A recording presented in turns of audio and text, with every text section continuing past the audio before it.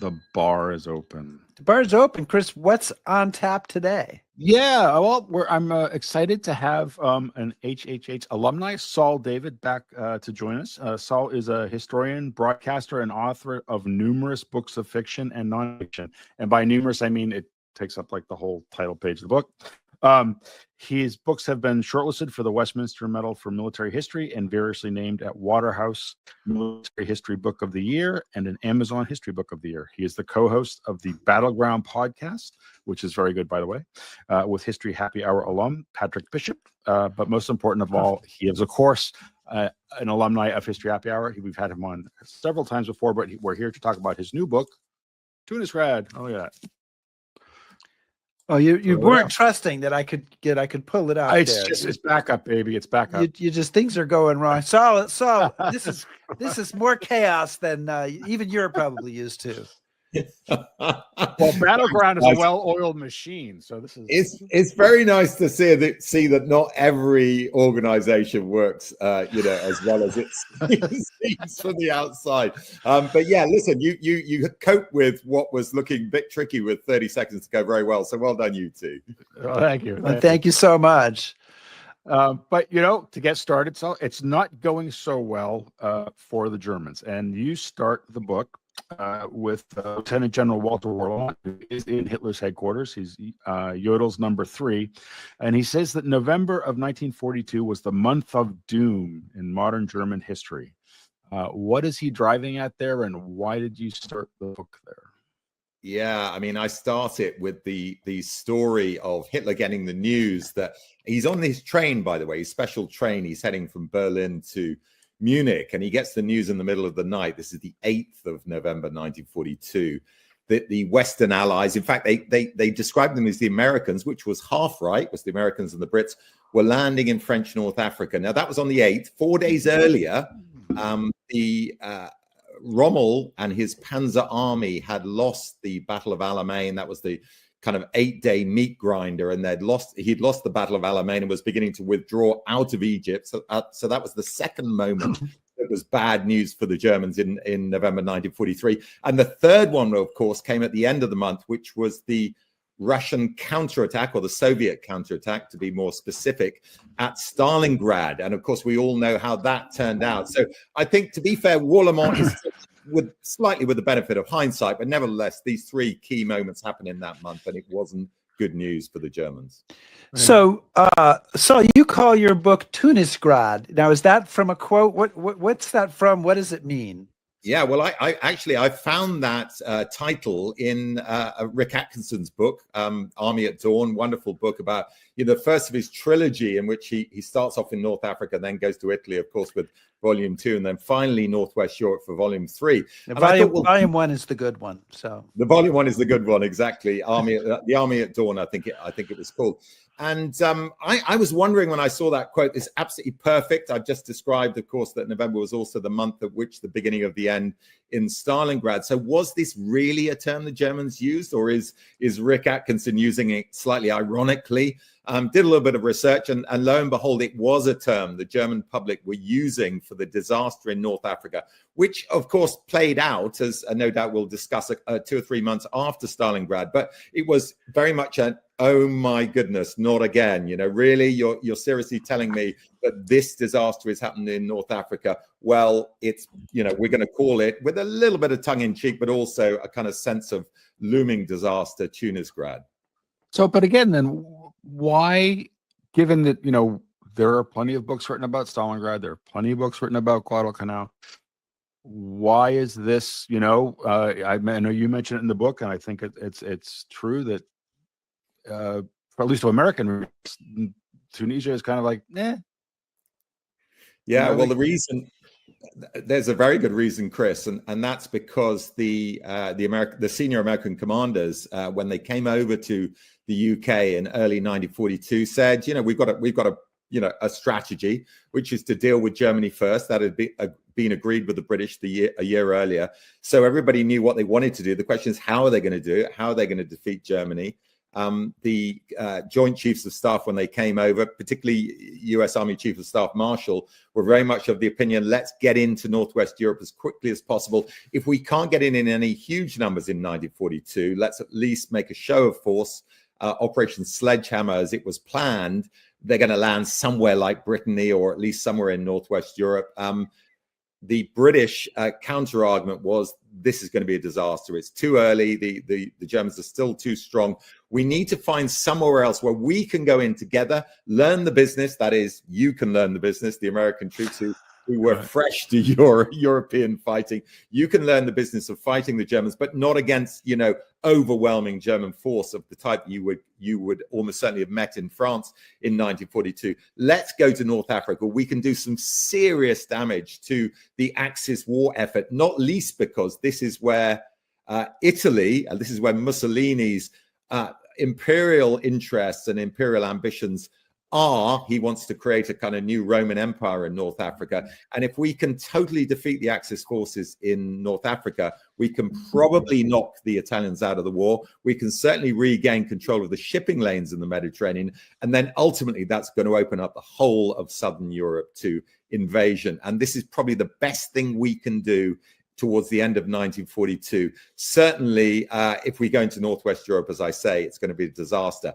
Now, the US Chiefs of Staff weren't convinced. The British Chiefs of Staff were very firmly of that opinion. Churchill was also agreeing with the British argument. Yeah. Fortunately I think for the Western Allies, I don't think it's unfair to say this, Roosevelt also got the British argument. It was the only time in the Second World War didn't take the advice of his senior military commanders. And I think ultimately, even with the benefit of hindsight, guys, it was the right decision. Okay. So this Allied landing is called Operation Torch, and I have a nice map of it that you've supplied for us. Can you give us an overview of Operation Torch? And I know he's off the map, but if you can tell us where General Rommel is, what he's doing when this battle starts. Yeah, and it's important to get a sense of where Rommel is, because the whole idea for the plan of Operation Torch is to land enough Western allies, that's British and Americans, and hopefully get a few French on board. And I'm sure we'll come to them in a minute because it's a very complicated story, but enough British and Americans on board in Western North Africa to eventually be able to, and the maps come up now. So you can see French Morocco to the left of the map and French Algeria in the center, and then furthest to the right of the map is Tunisia.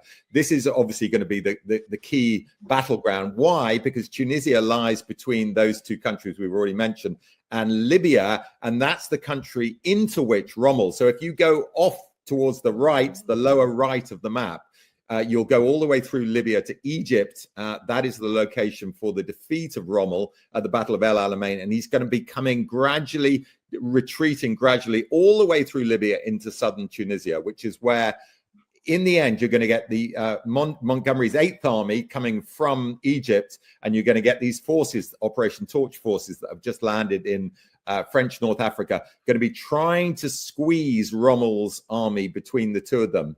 And this would have been a relatively straightforward operation if Hitler, I mentioned the fact that Hitler got this information on the morning of the 8th of November 1942, hadn't doubled down at this point. Almost immediately the scales have fallen from his eyes, and he's thinking, we've got to do something about this. There's a chance that Mussolini is going to be knocked out of the war. We've got to get as many forces into Tunisia as quickly as possible. Why Tunisia? Because that's closest to Libya, so he can retain contact with Rommel's forces, but also because it's closest to Sicily and Italy. So if you look at the map and you look at the north of Tunisia on the map, and that's to the lower right of the map, you will see directly to its right Sicily, and of course the peninsula of Italy just above that. And that meant, of course, guys, that they were able to get air cover into Tunisia relatively easily. And it's why the early stage of the fighting, as I'm sure we're going to come on to discuss in a minute, effectively goes the German way, because they have the benefit of being able to get a lot of troops into Tunisia, but they've got air power too, and air power plays a really key part in the whole of the campaign. So what sort of forces are we committing to this, and how ready are we for this? Yeah, it was a good question. I mean, the logistical operation for Torch is astonishing. I mean, we obviously we know about D-Day, and we'll know about some of the big amphibious operations that are going to take place in the Mediterranean thereafter. But I would compare Torch much more to Okinawa, subject of one of my previous books, in terms of the massive lines of supply. So a lot of the supplies and the troops were either coming from the USA, which is 3,000 miles away, or they're coming from the UK, which is about 1,000 miles away. I mean, these are hugely long supply lines. And that's one of the reasons why, if listeners can remember the map that we've just shown, it's why they actually decide to go. Yeah, so we've got the map up again. It's why, if you see those three prongs, those are the three landing points. They don't come any further east on the map, any further to the right of the map, than Algiers, for the simple reason that they know that the Germans, the Axis, that is the Germans and the Italians, have a lot of sea power and air power when you get close to Sicily and Tunisia. So if we land in those locations, that's going to enable us to get enough force on shore. How many troops are we talking about? 50,000 are going to be landed in the initial operation, which is not that many. But the Germans don't have any in Tunisia at this point. It's still effectively controlled by Vichy France. So it's really a race for, can we get our forces from Algiers, which is about 400 miles west of Tunis? Can we move those forces quickly enough to stop the Germans coming in? And ultimately, the Western Allies are going to lose the race for Tunis, as it was known, because the Germans are able to bring in people by sea, also by air, and set up a series of blocking positions, which prevents the Western Allies from gaining these crucial ports and gateway to Tunisia, which are the ports of Tunis, the capital, and Bizerta to the north. So you talk about the landings in the various places, and you don't say a great deal about this, but I do just want to mention, just to prove that I have read your book, that in the footnote on page 74. Oh, wow. You mentioned that your grandfather, your mother's father, I believe, Lieutenant Commander Aubrey David, was part of the invasion force. So what was his job? And then, of course, did you ever get to talk to him about it, or had he passed away before you were on the scene, or what's the story there? Yeah, it's amazing, actually, that I knew of a lot of his war service from my father. My father was a national serviceman, effectively conscripted during the 1950s in the Royal Navy, but his father was a regular, so he was a professional seaman. And by the time of the Second World War, I knew various stories about my grandfather, that he'd been an officer and an armed merchantman during the convoys across the Atlantic, and that had been sunk, and he'd narrowly survived that. And, a lot of dramatic stories. He was also in the submarine service in the 1930s, and apparently his wife, my grandmother, said, no, you're spending far too long away from the family. She had 7 children. My father was number 6 of those 7 children. You need to spend more time at home. But what I didn't realize until I was researching the book is, I was talking to my dad, this is a couple of years ago. He sadly passed away earlier this year, but not before he was able to tell me, I remember your grandfather going up to Ardmurchan in Scotland, Achnacarry, in Scotland, and doing commando training. I was like, really? I thought he was in the Navy. Why the Navy? Commando training. Well, they used to set up something called a beach commando, which I knew nothing about until I was researching this book, believe it or not. And I've written books about special operations in the Second World War before, including SBS. So you would have thought I might have come across the beach commandos. I hadn't. Anyway, you volunteer for it. You go and have proper commando training. And the job basically is to go in with the assault troops and secure the beach, get rid of any dangerous ordnance, obviously operate as security in terms of making sure there's no counterattack on the beach. But the third job is to make sure the beach is secure enough so that all the follow-up troops and the supplies can come in. And the guy in charge of the commando generally takes over as beach master. And that was my grandfather. So he command the beach commando, and there's a wonderful picture, which sadly isn't in the book because for various technical reasons, we couldn't use it. But there's a picture of him sitting on a beach at Oran in North Africa with a little hut behind him. I mean, literally just like a really basic structure with BM on the side of it. And that's Beachmaster. So that was his role. He actually played a part in the crucial landings. And I never knew this until I researched the book. Okay. Well, so I mean, I know it's an incredibly complex topic, and as so often happens with our show, we're only going to touch on a few things in the book. But when the landings happen, they are fearful or unsure of what's going to happen with the French, or the Vichy French. So, tell us a little bit about where they fit into the story, and I'm particularly interested in what's happening at Iran, which you just mentioned, because it's not so easy there.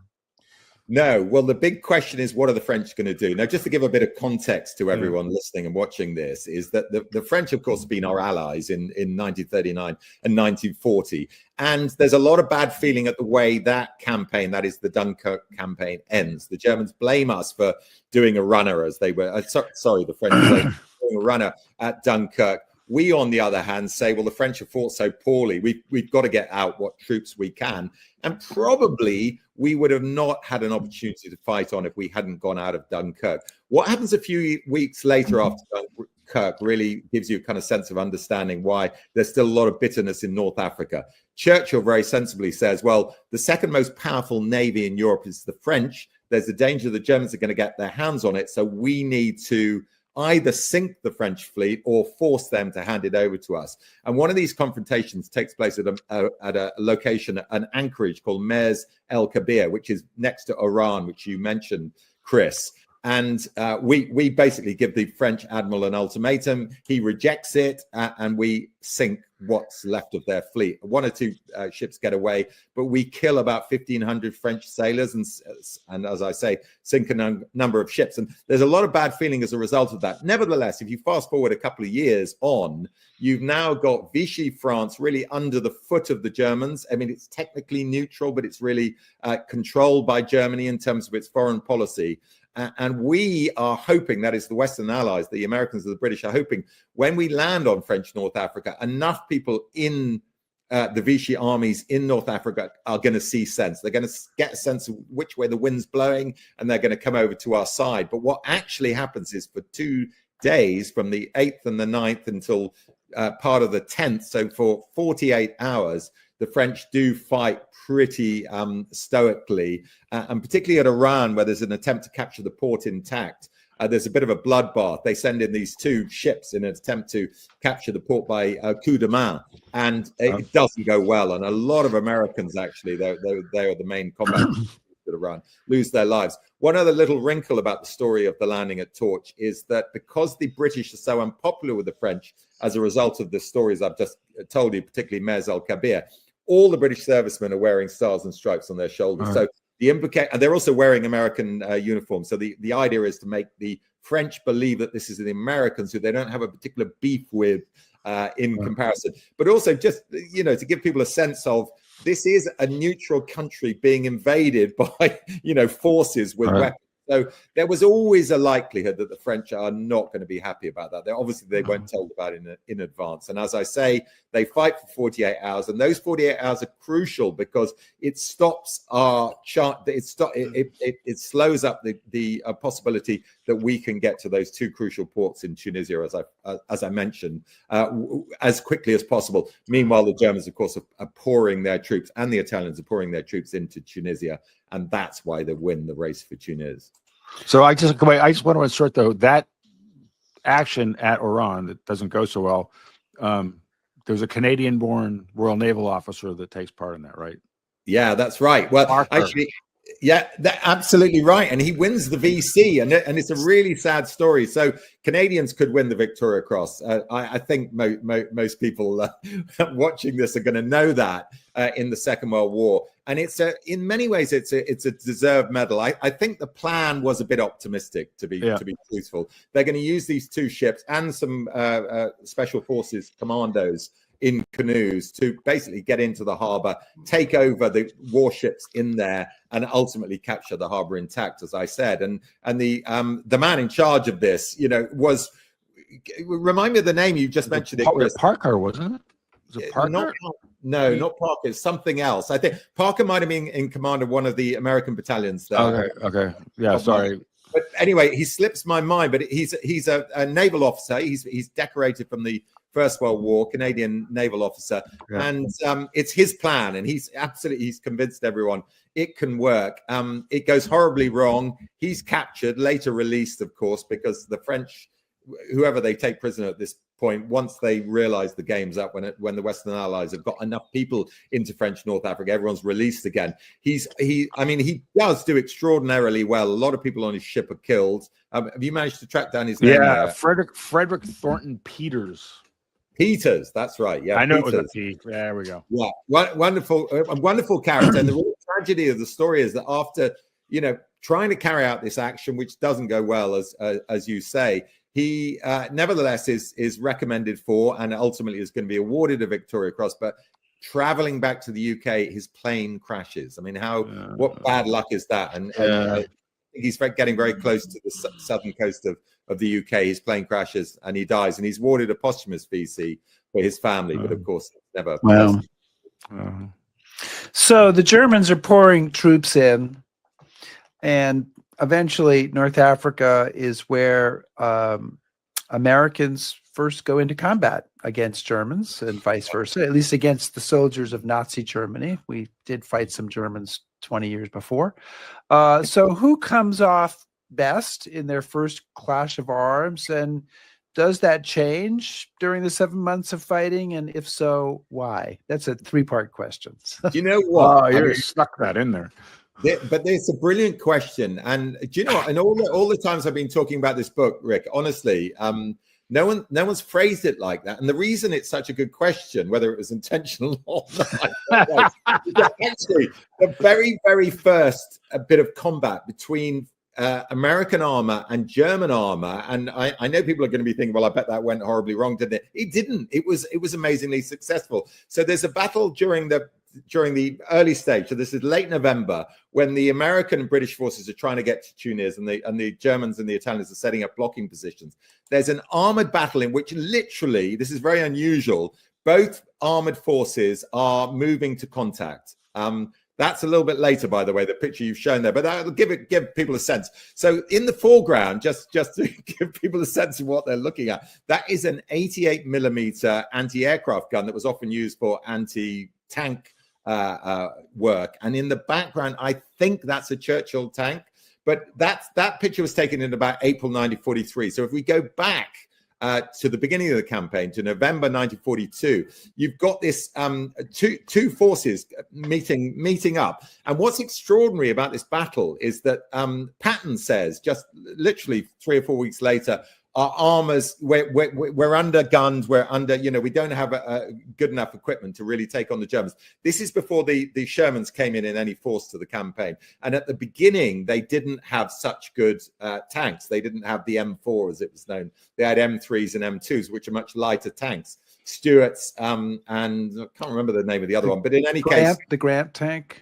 Exactly, the Grant. And in this early action, there's an attack by German Mark IV, so not the Tigers, which they do have in North Africa, but they come in later on. There's an attack by Mark IVs, which is still a formidable bit of kit with a 75 millimeter gun.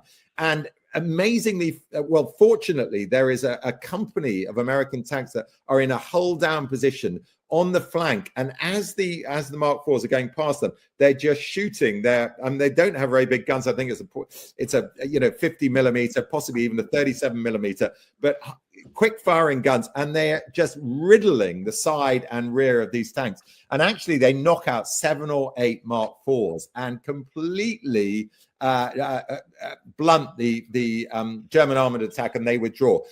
Having said that, the reason the question is a good one is because that is the first armor on armor action which goes the American way. But thereafter, it's downhill, I'm afraid, at least for the first couple of months of the campaign. There are a lot of armors lost by the Americans. The Germans really get their act together. That was an unusual fight for them. What they're very good at, the Germans, is bringing you onto their armor. So they can fight aggressively, but they're also very good at using their anti-tank guns. We saw that picture before. So basically, they wait for you to attack. They knock you out with anti-tank guns, and then they use their tanks for maneuver and mopping up anyone who's left. And that's pretty much what they do. They take a lot of or destroy a lot of American armor in, as I say, in those first 2 or 3 months, particularly at Kasserine Pass. I don't know how much you want to get into the detail of Kasserine Pass, but it is fascinating because on the one hand, you think, well, the Western Allies are bound to win ultimately, but Kasserine Pass and the strategy that, the preamble, the thinking, the operational thinking that goes into that battle is, I think, a real hinge moment in the campaign. It's an opportunity for the Germans and the Italians to pull the chestnuts out of the fire. Yeah, and I want to kind of, I guess, lead up, maybe back up a bit, but you say that they land, they beat the French, they begin advancing across North Africa, French Morocco, et cetera, but they don't win the race. Yeah. Right. So there are some battles that I know, speaking to British friends that I have here, they're aware of that most Americans have never heard of. So maybe, like I'm thinking of like Long Stop Hill, for example. Mm-hmm. Maybe you could just highlight briefly a few of the actions, what they're like, why we're surprised, why we're defeated, why are the Germans able to stop us? There's one particular battle called the Battle of Taberba, which takes place from the 1st to the 4th of December. Taberba's a town. If you look at, we're going back to the map. I'm not sure it's actually on the map, but the map of Tunisia. If we can, I don't know if you've got a map of Tunisia there somewhere, northern Tunisia. Maybe no, I've got the south, but not north. Okay, well, anyway, if we look at that map, and you can see Tunis and Bizerta on the map you've just shown there. If you go a little bit to the left of Tunis, you will get to the Taberba, which I'm talking about, which is only 25 miles away from Tunis. So you're very close to where they're trying to get to. But it's at this particular location that the Germans really proved their worth. So what they bring in are a lot of veteran troops. They're bringing in panzer divisions, but they're also bringing in paratroopers. And the early troops, they've only got about 15,000 troops during the so-called race for Tunis. We've got a lot more troops, but we're not, it takes time for us to get them there. So maybe, no one's done the exact numbers, but maybe it's about 15,000 versus 15,000. But the Germans have two big advantages. One, their troops are very experienced and they're in effectively defensive positions at first, although the Battle of Taberba is actually an aggressive battle that they fight. But they also, and I mentioned this before, guys, they have the benefit of air power. Why? Because they've got all the airfields in Tunisia, the hard-standing airfields in Tunisia, that they're literally able to bring their planes over from Sicily, line them up there, and then they can operate out of those airfields. The Western Allies, on the other hand, are coming all the way from Algeria, and they have no airfield. So they're flying all the way from Algiers. That's 400 miles each way, and they can only stay over the battlefield for literally just a few minutes. And as a result, the Germans have air superiority during most of these early battles. Also, the weather's getting worse. We're in late November. It's raining. And the conditions in terms of terrain, which I probably should have mentioned before, Tunisia, generally speaking, is very mountainous. In the north, there's a certain amount of coastal plain, but you also got these pimples everywhere, these smallish mountains. I mean, you mentioned Long Stop Hill, one of the famous battles takes place there. You've got a lot of mountains that are about 600 feet high, 700 feet high, and that's enough, hills, I should say, but that's enough if you control them to stop any movement of wheel traffic and tanks through the passes, as long as you can hold on to those positions. The Battle of Taberba, just to go back to that for a second, was really an opportunity for the Germans to create more breathing room, as they would have called it. They want to push us back far enough so that they can create a defensive position that will eventually allow Rommel to link up with the forces that they bring into Tunisia. Then they're going to think, okay, once we've got properly linked up and once we've got our forces all aligned together, particularly our panzers, then maybe we can go on the attack, which of course is going to happen in 1943, as I've already kind of suggested in the Kasserine battle. Yeah. Well, probably Kasserine is the for a lot of Americans, if they've heard of any battle in North Africa, that may be the only one. And it's a substantial American defeat.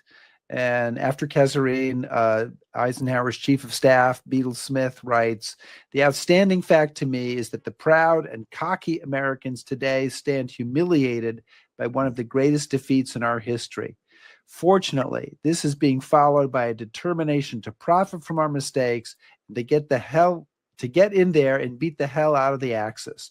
So briefly, I know it's hard. What happens at Kasserine Pass? Whose fault is it? We have to find someone to blame. And how did the Americans profit from our mistakes? Well, Kasserine Pass was a battle that was really the last throw of the dice by Rommel. Actually, if you take the proper term, the Battle of Kasserine, it's not just the fight for the Kasserine Pass. It's also a couple of other actions that take place prior to that. So we've got the map here. If you look right in the center of the map, you might be able to see a location called Sidi Bouzid. And this is not often remembered. Actually, just one quick thing to orientate people looking at that map. The Western Allied forces, including the French, by the way, who were actually fighting on our side by this point, were strung out on two mountain ranges, the eastern and the western dorsals, which you can just about see. I think you can see the mark, that flagged up on the map. The Germans realized, Rommel and the other commander, von Arnim in Tunisia, realized if we can break through both of these mountain ranges, both of these passes through these two mountain ranges and get into the rear of what is the First Army, that's the British First Army, the Americans are attached to it, the Second American Corps is attached to it. Maybe we can get all the way up to the north, it will be another Dunkirk, we can completely cut off their supply lines and utterly defeat the First Army before the Eighth Army, Montgomery's army, actually is able to enter the fray. And Montgomery's army is coming from the south of this map as we look at it. And what happens at Kasserine is that, first of all, the battle at Sidi Bouzid is fought, and that's a tremendous success for the Axis forces. They launch a kind of pincer attack on American positions in Sidi Bouzid. They come out of a pass, the Faid Pass, which you can see to the right of the picture, and then they move to Sidi Bouzid, where the American positions are strung out. So you ask about responsibility. Well, ultimately, the responsibility lies with the American commander, General Fredendall, who hasn't gone down in history as a great military commander with a certain amount of good reason. And I thought, well, maybe history's been a little bit harsh on him. So I was looking into the sequence of events. Well, he digs himself an air raid shelter, which as a corps commander, effectively his command post is underground. He burrows his way into the hillside. And when Eisenhower comes to visit him a couple of days before the events of which we're talking, he says, what the hell's going on here? I've never seen a corps commander build himself an underground shelter. This is not a good sign. But he doesn't sack Fredendall. Fredendall's too far away from the scene of the action. But to be fair to him, there were other people responsible for this defeat. First of all, just circumstances. His forces were too strung out. He was expected to hold far too long a defensive line, and the Germans had seen the vulnerability of this. The other man responsible was General Anderson, who's the army commander, so that's Fredendall's immediate superior. He's a British general who thinks that they've got a certain amount of intelligence that the Axis are about to attack, but he thinks the attack's going to be much further north. So he's moved some of his troops up to the north, and that has left Fredendall's forces, particularly the 1st Armored Division and the 1st Infantry Division, the famous Big Red One, who are defending in the Sidi Bouzid area, much more exposed than they needed to be, with much less support than they should have had. And the German attack is ultimately successful. It utterly defeats an armored force there. It leaves a lot of infantry isolated on these hilltops. There's an attempt to rescue them the following day. That's utterly defeated. And in a very short period of time, about 2,000 Americans in and around the location of Sidi Bouzid, which is somewhere in the center of that map, are taken. Now, it's at this point that Rommel comes into the fray, because that operation has really been under the aegis of von Arnim, who's commanding the 5th Panzer Army. Rommel is now commanding his own Panzer Army. So you've effectively got two armies, two Panzer armies, and Rommel's going to launch the attack at Kasserine. So it's really a follow-up attack to Sidi Bouzid. And if you have go close into the map, you can see Kasserine. You can see those two axes of advance meeting at Kasserine, and then ultimately driving to the northwest of Kasserine, and that's the pass. And the Battle of Kasserine Pass is very interesting because the pass itself is defended by only 2,000 American servicemen. They're holding a position 3 miles long at the entrance to the pass. not a very good location to choose to defend the pass. Really, you need to be on the high ground on either side. But in any case, they had 1 or 2 people up on the high ground. But the Germans are very good at infiltrating into the pass. They do take, I should mention, 36 hours to get through the pass. A lot of people think, Kasserine Pass is an utter disaster and the American servicemen don't fight that well. That's not true at all. They're heavily outnumbered. And after 36 hours of really pretty brutal fighting, they're outflanked. And it's what happens next. I think people remember the Kasserine Pass as a bit of a disaster because, yes, it's a defeat, but everyone breaks and they run. And that's never a good look on a battlefield. Rommel captures the pass, and he also captures about 20 American tanks and some armored vehicles and said, oh, my God, look at the equipment they've got. It's really interesting because it's a moment of victory for him, but he looks at what the Americans have got, and he sort of knows from this point, this is just a small bit we've captured. And if they've got a lot more of this, we're in big, big trouble. And that's exactly what happens, because very shortly after the victory at Kasserine, he retreats back through the pass. And although it's a humiliation for American arms, and, and it doesn't, you read out the quote, of course, which was felt, everyone involved with the American fighting is ashamed of what's happened, but they recover very quickly. It's really interesting. The first Armored Division, or at least the Combat Command, recovers very quickly, and they stop Rommel getting any further, which he attempts to do a day later. So it's a disaster, but the speed with which American servicemen are learning to fight the Germans, is really very marked. And I think that's one of the important things about the North African campaign. I mentioned at the beginning why they go to North Africa. Yes, there were lots of strategic reasons, but also you've got to learn the business of fighting the Germans, and they're learning very quickly. Well, and I want to add on to that. It's interesting to me that it seems like all of the players take different lessons or make different observations from that battle. So, the Americans are humiliated and they're determined to kind of right that wrong. The British say, well, the Americans, they really just haven't gotten that together yet. And that colors their impression of Americans' ability for a while. And Rommel takes a very different lesson from this. Like, oh my God, yeah, we got them, but they came back really quickly. Yeah, so and you could talk about. It's fascinating that Rommel sees the writing on the wall from this point. I mean, you can look back at Rommel's whole career in North Africa, and it's an extraordinary sequence of victories that he is able to win over the British and the Commonwealth forces earlier on, and that's not really why we're discussing it. But when he gets to Tunisia, he relatively early on gets a sense of, we're really up against it here. And what's so ironic is that if all the forces that Hitler pours into North Africa, we talked about numbers. I said there were roughly about 15,000 Axis in the initial stages. But by the beginning of 1943, 200,000 troops have been put into North Africa. And that doesn't include the 150,000 or so in Rommel's force that are coming back from Egypt. So they are really doubling down. Hitler's really doubling down. And the irony is, if he'd done that in 1941, they probably almost certainly would have got all the way to the Suez Canal, would have interdicted all those supply routes to the rest of the British Empire, possibly would have taken the oil fields of the Middle East. I mean, there were real benefits to gain. But when he puts all these troops in 1942, at a time America's now in the contest, it's a little, I mean, we know with hindsight, but it's a little bit too late. He should have done it a little bit earlier. Yeah. So many things that we can talk about here. But one of the other firsts here, so I said that it's a first for the Americans to be fighting the Germans. It's also the first time, I think, that Americans and British are fighting together. And they are pretty mixed up, right? Because you have American units under British command, and you have these soldiers fighting in pretty close proximity. So is there any sort of culture clash, either at the top or at the bottom? What's going on there? Yeah, there is. There's a lot of sorting out of, we do things differently. I think, in broad brushstrokes, the British were very much of the mindset, I mean, Chris hinted at this or kind of referred to this.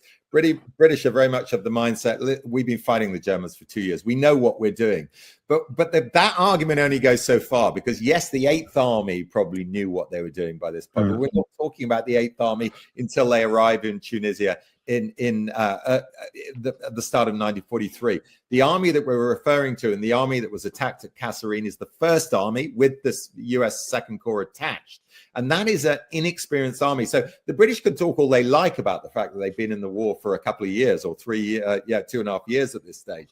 The reality is most of the troops that are fighting in North Africa who are British and Commonwealth actually have very little experience, and in some cases none at all. So they're not that different from the inexperienced American troops. Now, Eisenhower, of course, who's commander-in-chief of the whole operation, is absolutely determined that there is going to be no sense of backbiting on either side. And there was a lot of that, so he had to stamp it out. There's one famous occasion where he sacks an American staff officer for calling a British staff officer You can say it. I can say a limey bastard. Okay, and the Eisenhower's point was, you can call him a bastard as much as you like. You may even be right, but you can't use the national term. You can't distinguish him as not American.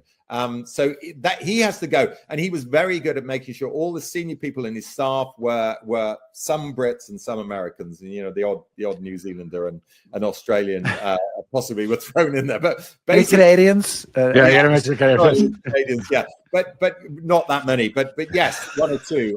But I think that it did take a while for both sides, and Kasserine didn't help, of course, because again, as Chris hinted at, I think there's very much a sense of, as a result of Kasserine, you guys really don't know what you're doing. This is evidence of it. What they do, I think, which makes a big difference, is they bring in Alexander, one of the great British commanders of the Second World War, who had been commander-in-chief of Middle East, and he's brought in as army group commander. So his job basically is to not unify, but coordinate First Army with 8th Army. Okay, so the broader operational thing made complete sense, but he was also absolutely determined. And here he is. There you've got Ike, of course, on the right of the picture, and that's Alexander, or Alex as he was known at the time, on the left. Brilliant at handling people. He was a kind of wonderful kind of people person. Was he an absolutely genius field commander? No, probably not. He left the job to people like Monty, Patton, who's going to come into the story. I can mention him in a second. Bradley, of course. And by the way, all these names, kind of tripping off the tongue. These are the guys who are going to go on and fight the rest of the war for the Western Allies. So all of them cut their teeth in French North Africa. But Alex, I think, plays a really key role, because not only does he drag everything together, he relieves Ike of the responsibility of commanding armies in the field, which is not what he's good at. Effectively, they move him upstairs, so he has to deal with politics and grander strategy, but the business of fighting in the armies and making sure everyone's happy and making certain that there's not bad feeling between the nationalities was Alexander's job. And I think you could say that by the end of the campaign, just to kind of reiterate the point, the two armies, the two different armed forces, have learnt the business of fighting together, and there's a certain amount of grudging but mutual respect between both of them. So I want to bring in a question that one of our viewers asked, and it's about specifically some of those early tank actions, but I want to also expand on it. So Wally Morrison says, please describe the mentality of tank crews who went up against a superior machine. Yeah, I would kind of develop that a bit and say, during all of your research, what impression did you find any accounts of what the Americans are thinking when we're in the fight now? We're actually fighting the Germans. Or is it shock? Is it, what is their reaction to being in combat for the first time? I think some of the initial armored actions. I mean, I gave you an example of one that was successful for the Americans, but it's a bigger picture than the one I gave. The bigger picture is actually they lose a lot of armor in the early stages, and there is a sense. And I mentioned Patton. Patton doesn't take part in the campaign until after Kasserine. He's training troops in Morocco with the deliberate intention of actually being part of operations later on. So they haven't sidelined him per se. Here's Patton, of course, on the left of the picture there with Ike.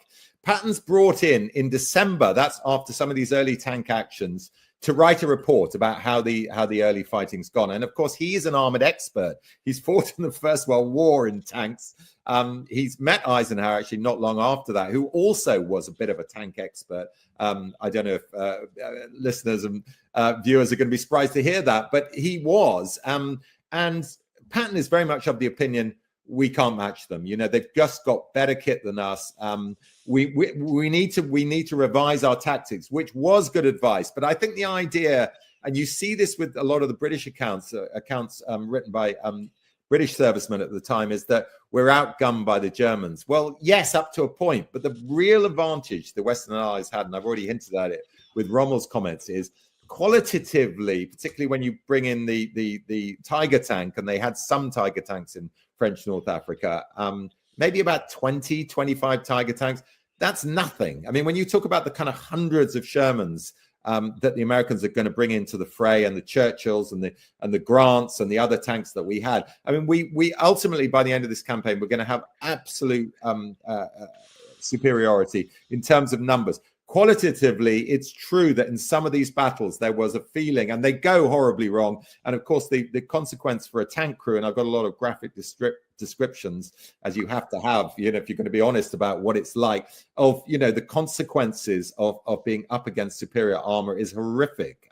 You know, the whole of the tank can get burnt out, and, you know, burnt flesh, and the sight on the battlefield after an armored action. And there's one particular moment, I think, where some of the guys at the First Armored Division are looking back at a battlefield that's been fought a few months before, and Harman, who goes on to become, you know, one of the great tank commanders of the Second World War, but he's just taken over First Armored Division after its commander's been sacked, and he infuriates everyone by, you know, saying, guys, you didn't fight well last time. There's the evidence in front of you. And he's literally pointing at burnt out tanks with bodies still inside them.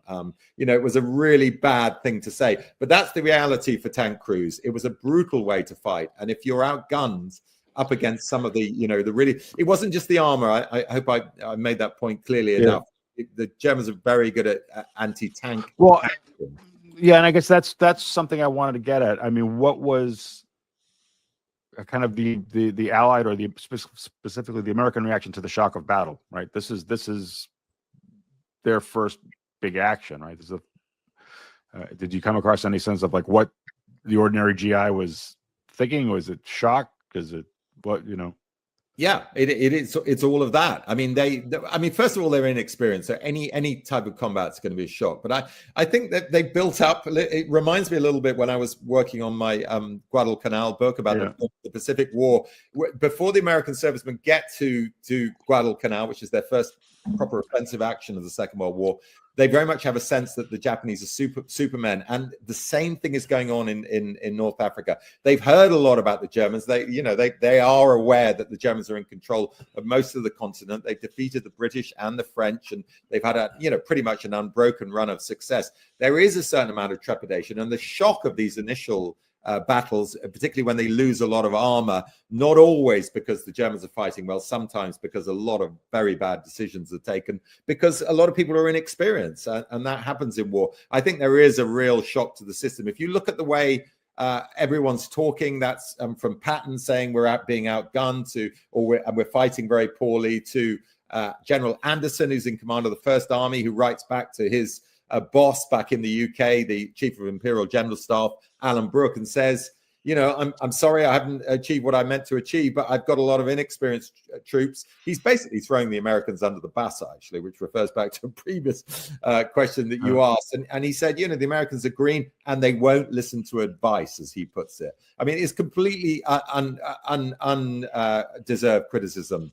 In my view, his own troops were inexperienced, and he was a very poor commander himself. But, you know, one of the worst things that happens in war or in life is that people don't take responsibility for their own inadequacy. They try and blame it on someone else. And that, as soon as I read that letter, by the way, is not an official letter. That was a private letter to Alan Brooke.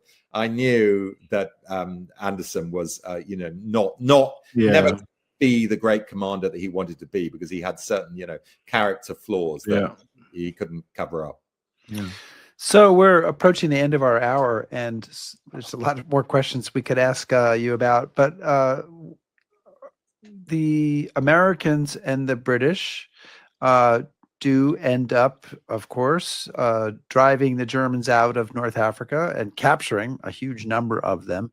What's, you know, you talked at the beginning about kind of what the state of the war was in November of 1942. When the fighting in Tunisia is over in May of 1943, how are things different? Well, I think everything's changed by that point. So, the quote from Royalement, which was, as I said, with a certain amount of benefit of hindsight, was, November's the kind of key moment. But in reality, it's what happens next. Yes, it's the start of change, but it's what happens next. So, by the end of January 1943, beginning of February 1943. The surrender at Stalingrad. So you've got the total defeat at Stalingrad. You've also got Guadalcanal playing out in February 1943. But thirdly, you've got this third great moment, as I describe it in the book, the third great turning point of the Second World War, which is Tunisia. And it's rarely been recognized in that way. But the reason it's such a big game changer for the Germans is it leads directly to the Axis collapsing, that is Italy coming out of the war. That happens a few months later when Mussolini falls, and then, of course, his successor government doing an armistice with the Western Allies. It's going to open up, as I've suggested, which was what Churchill hoped would happen, the whole of Southern Europe to attack. I mean, once the Western Allies get into Italy, which they will do towards the end of the year, they're now able to strategically bomb the whole of southern Germany, where they put a lot of their arms factories, and the Ploesti oil fields in Romania, which is where they're going to get most of their oil. They were trying to get their oil, of course, as we know, in the Caucasus campaign, which is where they come unstuck at Stalingrad. So they're real key moments. And the other quite important point to remember is the saving of all the shipping. All of the campaigns in the Second World War are joined up, and there's only a certain amount of shipping to go around. So we need landing craft in the Pacific, we need landing craft in the Mediterranean, we need it in Northwest Europe for D-Day. There's only a certain amount to go around, and what they save by capturing French North Africa, or the whole of North Africa, is 1 million tons of shipping, which no longer has to go all the way around the Cape of Africa. And they also destroy, last point, 2,400 planes in the Mediterranean, which is going to seriously dent, as 40% of the total of Axis fighter planes, and that's seriously going to dent their ability to fight on the Eastern Front and, of course, the Western Front, as it's going to become when we get into D-Day. So it is an utter catastrophe for the Axis forces that is recognized, I think, not only by the German public in the term Tunisgrad, but by Goebbels himself, of course, the propaganda chief, who says this is a campaign. He says this in his writes this in the diary. Tunis is a disaster that you can compare to Stalingrad. And also the wonderful speech that Churchill gives to the Joint Houses of Congress on the 19th of May. That's just a few days after the surrender, in which he makes the same point. Actually, that picture is a wonderful picture, isn't it? That's the victory speech he gives in Tunis itself. He flies from the US back to North Africa and gives a speech to everyone in the amphitheater, a wonderful location. If anyone watching this wants to go and see some of the sites in Tunisia, it's a great location. Obviously, I went there to do research for the book. But anyway, he tells the Joint Houses of Congress the consequences of this action. We are masters of the North African shore, and everything changes from this point. And if you look at his 6-volume history of the Second World War, Volume 4, which basically ends with the capture of Tunis, is known as the Hinge of Fate. And the final thing, I think it's the final quote I've got in the book, is the hinge has turned. And that's his absolute conviction that this campaign really mattered. Well, Saul David, thank you. Thank you, Saul. Thank you so much for joining us. Saul David is the author, in this case, of Tunisgrad, Victory in Africa, among many books he's written. Saul, we never asked you what your cocktail was. I know you got one. Oh, sorry, guys. I'm actually on a beer. I mean, yeah, fantastic. I have just finished mine. I drank my tea and then my beer, and so I'm in good shape. All right. Chris, I assume you emptied your scotch glass. No, I have just a little bit left for last residual thoughts. Oh, okay. So you just have 2 more shows to go, and you got a hat. So just keep writing faster. So got to write more books. I'm looking forward to it, guys. Or come on a panel. No, so thank you so much for joining us. Thank you so much. All right. Well, thank you to Saul David for that. Next week, Chris, we will be back live again, unless something goes wrong. Hopefully not. And we'll be with Brooke Barbier, who's the author of a new book called Cocked and Boozy.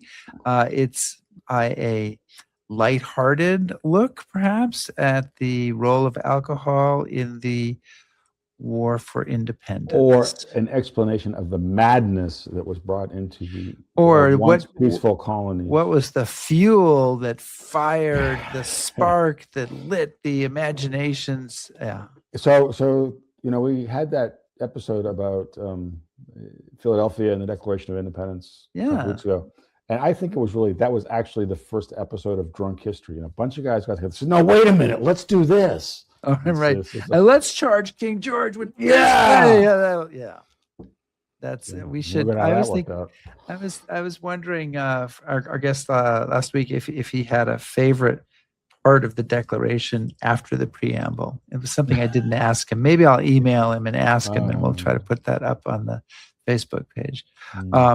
But anyway, guys, thank you so much for joining us. Please subscribe to us on YouTube, follow us on Facebook, shout at us on Blue Sky, listen to our podcast, and back us, please. Back us on patreon.com. And of course, if you want to watch hundreds of old history happy hours, because what could be more fun, browse historyhappyhour.com.